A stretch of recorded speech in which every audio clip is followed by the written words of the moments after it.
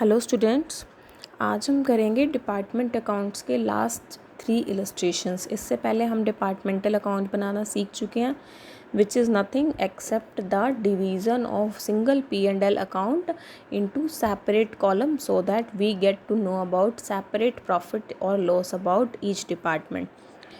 We also understood about the concept of interdepartmental transfers when one department transfers goods to another department.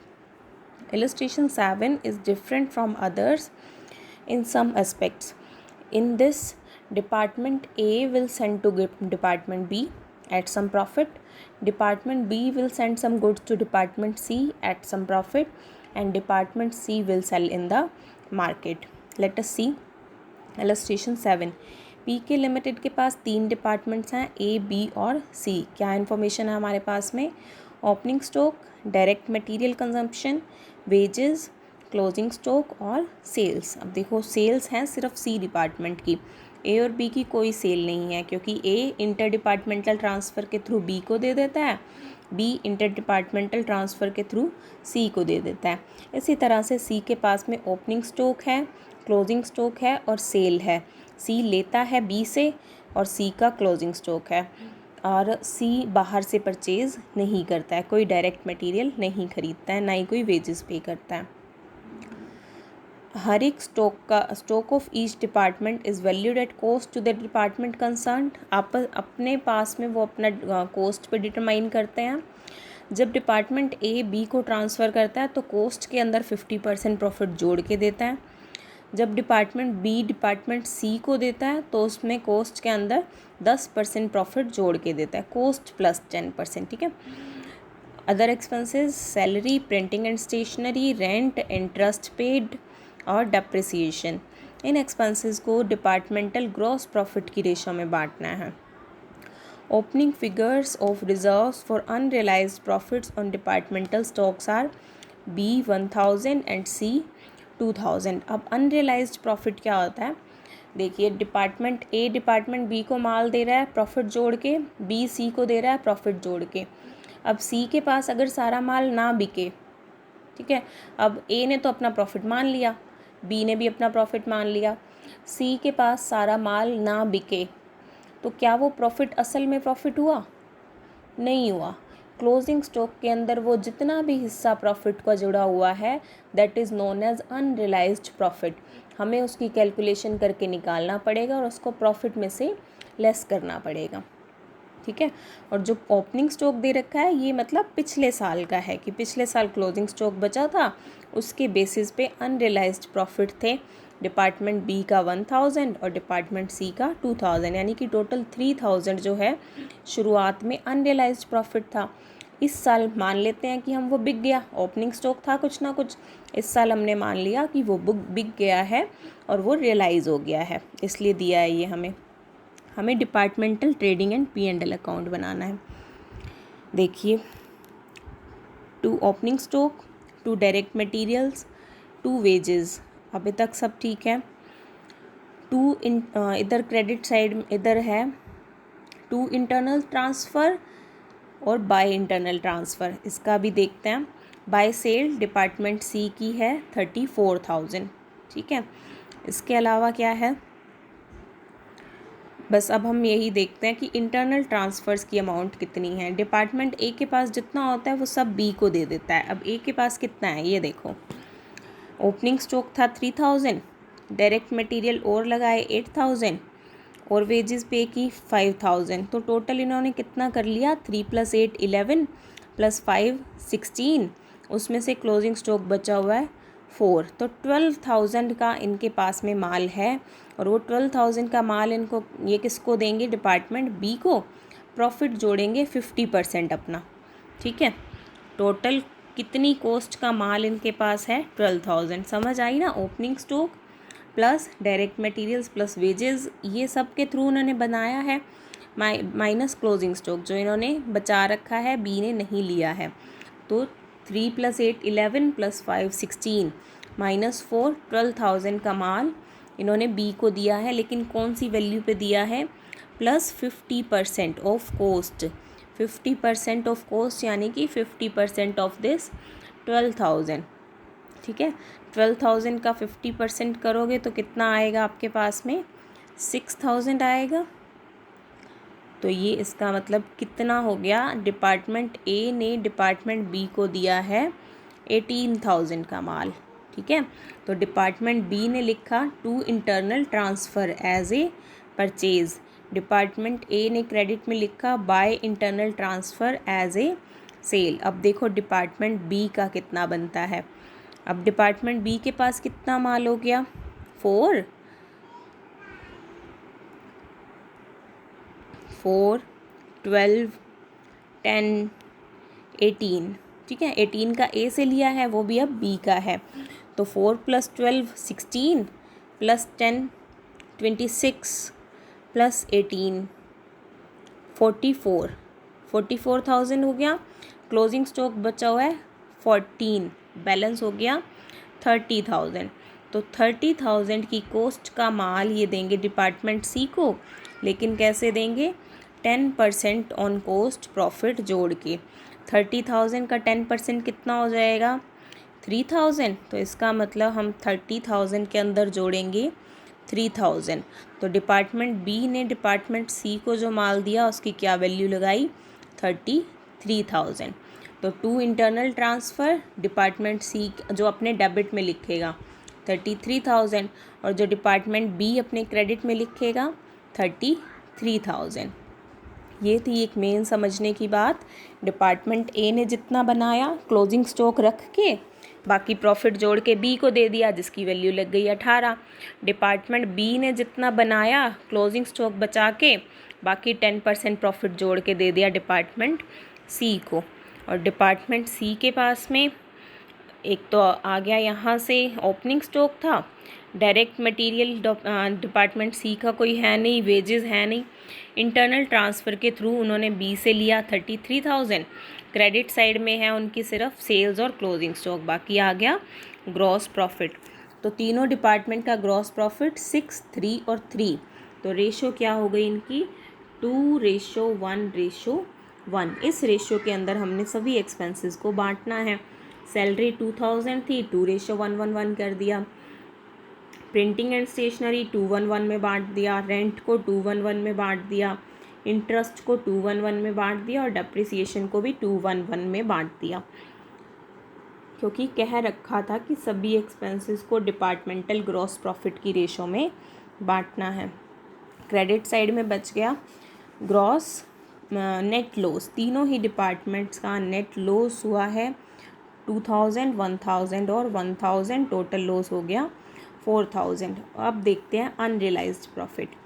पहले तो जो पिछले साल का अनरियलाइज्ड प्रॉफिट था 3,000, वो इस साल हमने प्रॉफिट मान लिया बिना कुछ कहे, क्योंकि पिछले साल वो अनरियलाइज था। इस साल उसमें से माल बिक गया, ओपनिंग स्टॉक जो था उसमें से हम ये मान के चलते हैं कि पहले हमने पुराना माल बेचा तो उसमें से बिक चुका है, तो ये प्रॉफिट बन गया 3,000 का। अब इस साल भी तो हमारे पास क्लोजिंग स्टॉक है। डिपार्टमेंट ए का क्लोजिंग स्टॉक है 4,000, डिपार्टमेंट बी का है 14,000 और डिपार्टमेंट सी का है 8,000। अब इसके अंदर भी तो प्रॉफिट जुड़े हुए हैं। डिपार्टमेंट बी ने अपना प्रॉफिट जोड़ रखा है, डिपार्टमेंट ए ने अपना प्रॉफिट जोड़ रखा है, वो निकालेंगे अब हम, विच इज़ थोड़ा सा टिपिकल, उसको देखते हैं ध्यान से। डिपार्टमेंट बी का क्लोजिंग स्टॉक क्या है, ये बुक के अंदर आपको थोड़ा सा टिपिकल लगेगा, मैंने समझा के ही किया हुआ है, अपने नोटबुक पे कर लिया है मैंने, वो दिखाती हूँ आपको। डिपार्टमेंट बी का क्लोजिंग स्टॉक देखो, डिपार्टमेंट ए का क्लोजिंग स्टॉक तो देखो जो उन्होंने मार्केट से ख़रीदा है वही है, उसके अंदर कोई प्रॉफिट नहीं जुड़ा हुआ है। हम बात करेंगे डिपार्टमेंट बी के क्लोजिंग स्टॉक की और डिपार्टमेंट सी के क्लोजिंग स्टॉक की। डिपार्टमेंट बी का जो क्लोजिंग स्टॉक है इसके अंदर वो जुड़ा हुआ है ना जो उसने ए से लिया है, तो इसमें से हम पहले तो वो हिस्सा निकालेंगे जो उन्होंने ए से लिया है, फिर उसके ऊपर ए ने जो प्रॉफिट कमाया है वो निकालेंगे। इसी तरह से डिपार्टमेंट सी ने जो है बी से लिया है, तो सारा ही ये तो बी से ले रखा है क्योंकि इन्होंने बाहर से लिया ही नहीं है, तो हम 8,000 में से सीधा बी का प्रॉफिट निकालेंगे। फिर देखेंगे कि अब ये बी ने भी तो ए से ले रखा है, अब उसमें ए से कितना ले रखा है और उसके ऊपर प्रॉफिट कितना बनता है, ये सारी कैलकुलेशंस करके निकलेगा आपके पास में अनरियलाइज्ड प्रॉफिट।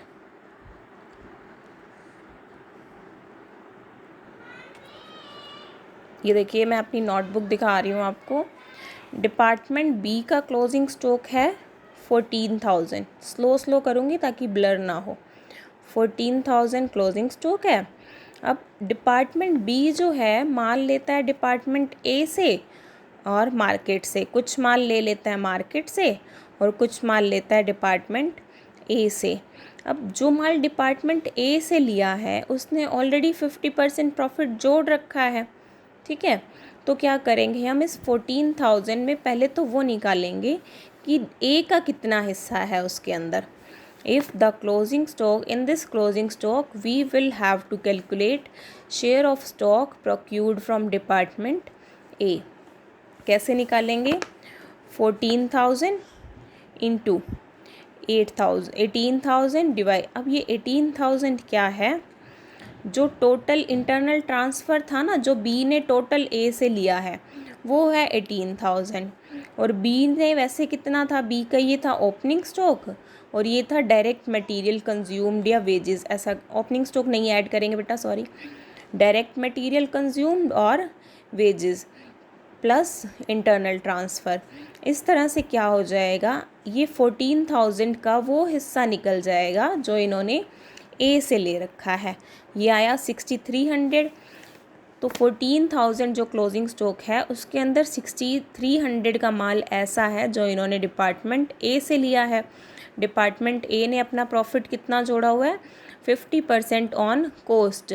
अब ये 6,300 तो हमारे पास सेल वैल्यू आई है, तो इसके अंदर प्रॉफिट निकालने के लिए करेंगे इंटू 50 डिवाइडेड बाय 150, ये आएगा 2,100।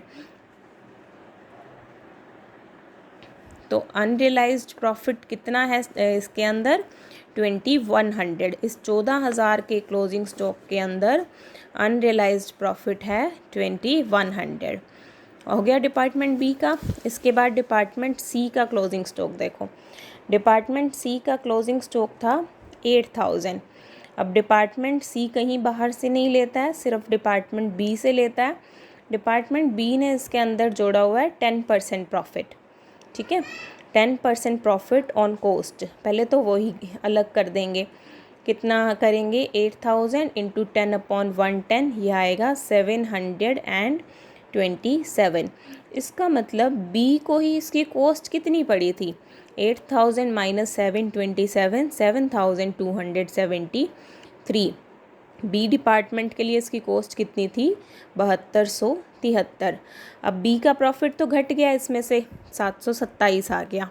इसमें ए का हिस्सा निकालेंगे और उसमें ए ने कितना प्रॉफिट बनाया, उसमें ए का हिस्सा निकालने के लिए इंटू 18 डिवाइडेड बाय 40, जैसे कि हमने ऊपर किया था ये यहाँ पे, ठीक है। इसी तरह से इस 7,273 के अंदर ए का हिस्सा निकालने के लिए करेंगे हम इस तरह से। अब ये जब हिस्सा निकल जाएगा तो उसके अंदर ए ने प्रॉफिट कितना बनाया होगा, जो आया होगा उसका 1/3, तो अमाउंट आ जाएगी 1,818। तो टोटल अनरियलाइज्ड प्रॉफिट कितना हो गया, 2,100। और इधर से ये 727 और ऊपर, ठीक है, और ये 1,818। तो टोटल अनरियलाइज्ड प्रॉफिट आ गया 3,918। ये हो गया इस साल का अनरियलाइज्ड प्रॉफिट। तो ये हम करेंगे यहाँ पर बाय ओपनिंग रिजर्व। देखो नेट लॉसेस आ गए पहले तो, to net loss brought down कितना हो गया, 4,000 by opening reserve for unrealised profit 3,000। इसको क्रेडिट साइड में लिखेंगे क्योंकि अब हम इसको प्रॉफिट मान रहे हैं। और इस साल का हमने कितना रिजर्व रखना है, जो अभी निकाला है 3,918। डेबिट साइड का टोटल ज़्यादा है, क्रेडिट का कम है। नेट लॉस कितना आ गया, 4,918।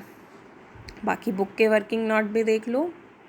पहले इंटरनल ट्रांसफ़र के दे रखे हैं, उसके बाद में अनरियलाइज्ड प्रॉफिट डिपार्टमेंट बी का, डिपार्टमेंट सी का। एक बार रीड करके देख लेना, नहीं समझ आए तो क्वेरी डाल देना। Calculation of departmental purchases, illustration 8 और 9 है, इसके बारे में थोड़ा सा अलग है, न्यूमेरिकल पोर्शन है, ये भी छोटा सा, ज़्यादा इम्पॉर्टेंट नहीं है। मिस्टर एडवर्ड ऑफ मुंबई ने अपने 3 डिपार्टमेंट के लिए माल खरीदा है एक्स, वाई और जेड, जिसकी टोटल कॉस्ट आई है 5100। इन्होंने अलग अलग नहीं बताया कि इसकी पर यूनिट क्या कॉस्ट क्या है, इसकी पर यूनिट कॉस्ट क्या है और इसकी क्या है। तीनों डिपार्टमेंट की सेल दे रखी है और सेल प्राइस भी पर यूनिट दे रखा है, ओपनिंग स्टॉक भी दे रखा है। हमें क्या इन्फॉर्मेशन दे रहे हैं मिस्टर एडवर्ड कि रेट ऑफ ग्रॉस प्रॉफिट सभी डिपार्टमेंट्स में सेम है और हमने ट्रेडिंग अकाउंट बनाना है तीनों डिपार्टमेंट का। अब ट्रेडिंग अकाउंट बनाने के लिए हमारे पास में क्या इन्फॉर्मेशन है, सिर्फ सेल प्राइस की है पर यूनिट। अब हमारे पास ना तो डिपार्टमेंट वाइज परचेज प्राइस है, ना ही डिपार्टमेंट वाइज ओपनिंग स्टॉक है, ना ही हम डिपार्टमेंट वाइज क्लोजिंग स्टॉक निकाल सकते हैं। मतलब पर यूनिट तो निकाल लेंगे लेकिन पर यूनिट रेट ही नहीं पता तो कैसे करेंगे। तो सबसे पहले हमें वो कॉस्ट पता होनी चाहिए। एक कंसेप्ट समझ लो कि अगर ग्रॉस प्रॉफिट की रेट सेम है तो इसका मतलब कॉस्ट प्राइस और सेल प्राइस की रेशो भी सेम होगी। ठीक है, ग्रॉस प्रॉफिट की रेशो सेम है सभी डिपार्टमेंट्स में और हमें सेल प्राइस की रेशो पता है सिर्फ, तो कॉस्ट प्राइस और सेल प्राइस की रेशो भी सेम होगी। सेल प्राइस यानी 15, 18 और 6, रेशो क्या हो जाएगी 5, 6 और 2, ये रेशो हो जाएगी आपकी कॉस्ट की, परचेज प्राइस की। तो हम अगर कॉस्ट को x माने, जैसे यहाँ किया, मान लो x रुपीज़ ले लिया तो रेशो हो गई, तो पर यूनिट कॉस्ट कितनी लगा देंगे हम 5x, 6x और 2x। ठीक है, अब परचेज देखो 200 यूनिट्स की परचेजेस थी तो 200 इंटू 5x, मैं थोड़ा सा सिंपल करके बता रही हूँ, इन्होंने सीधा 200 इंटू 5 किया है।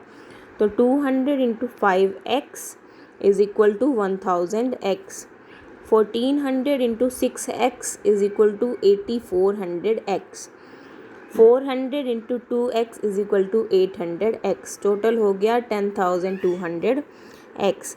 तो अगर टोटल कॉस्ट है 10200x बट एक्चुअली हमारे पास में इसको, ये हमारी टोटल कॉस्ट कितनी आ गई 10200x, जो कि कितनी है 5100। ठीक है, तो x की वैल्यू क्या आ जाएगी 1/2। तो हमने कितनी मानी थी हमने कॉस्ट 5x, 6x और 2x। 5 इंटू 1/2 2.5, 6 इंटू 1.2 3 और 2 इंटू 1/2 1। तो पर यूनिट कॉस्ट क्या हो गई 2.5, 3 और 1। इसके बेसिस पे हम परचेजेस की वैल्यू भी लगा लेंगे हर एक डिपार्टमेंट की, ओपनिंग स्टॉक की भी और क्लोजिंग स्टॉक की भी। देखो ओपनिंग स्टॉक की वैल्यू 100 यूनिट्स थी, 100 इंटू 2.5, इसकी थी 400 यूनिट तो 400 इंटू 3, इसकी थी 60 तो 60 इंटू 1। इसी तरह से क्लोजिंग स्टॉक का वैल्यूएशन, ओपनिंग स्टॉक था 100 पीस एक्स डिपार्टमेंट का, परचेज़ किया 200 पीस, बेचा 180, तो बचा कितना 100 प्लस 200 माइनस 180, 120 पीस बचे 2.5 के रेट पे, ये क्लोजिंग स्टॉक। इसी तरह से डिपार्टमेंट वाई का opening stock 400 unit plus purchases 1400 unit minus sales 1500 units, बाकी बची 300 यूनिट्स, ₹3 के रेट से क्लोजिंग स्टॉक हो गया ₹900 का।